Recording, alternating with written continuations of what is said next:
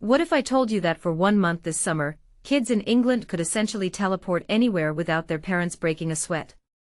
That's not sci-fi, it's real policy. Here's the kicker: free bus travel for under 16s during August.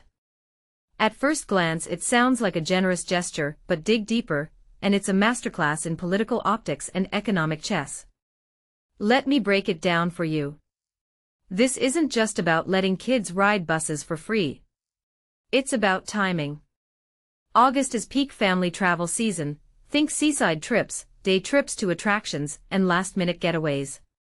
By targeting this window, the government is hitting two birds with one stone. It's a visible win for families struggling with the cost of living, and it's a subtle way to shift focus away from deeper systemic issues. Personally, I think it's a calculated move.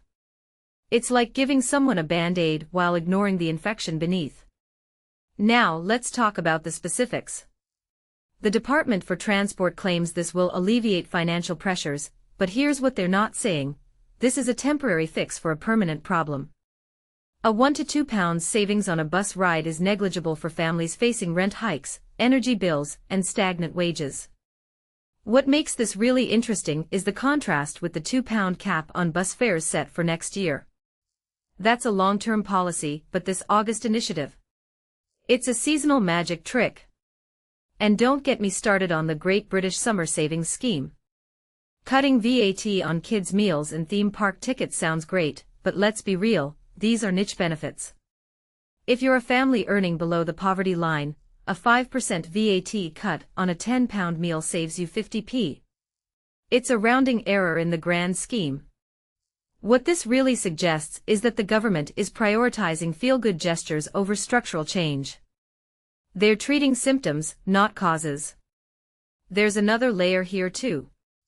By linking this to the Iran war narrative, they're framing the cost of living crisis as an external threat rather than a domestic failure. It's a classic deflection tactic. One thing that immediately stands out to me is how these policies are designed to be consumed as wins rather than solutions. They're PR victories, not economic ones. But here's the thing: this isn't entirely without merit. For families who can actually take advantage of these measures, it's a small reprieve. The National Space Centre in Leicester or Windsor Castle aren't just tourist traps, they're cultural landmarks. Making them accessible to kids who might otherwise skip them is worth something. However, the bigger question is why this isn't the standard, not just a summer gimmick. If you take a step back and think about it, this policy reveals a lot about how governments respond to crises. They'll throw a few crumbs to keep the public placated, but the real work, that's still on the table. What this really highlights is the gap between policy and reality. It's a reminder that while these initiatives are well-intentioned, they're often just the tip of the iceberg. So what's next? Will this become a permanent fixture, or will it fade like summer itself? I'll be watching closely.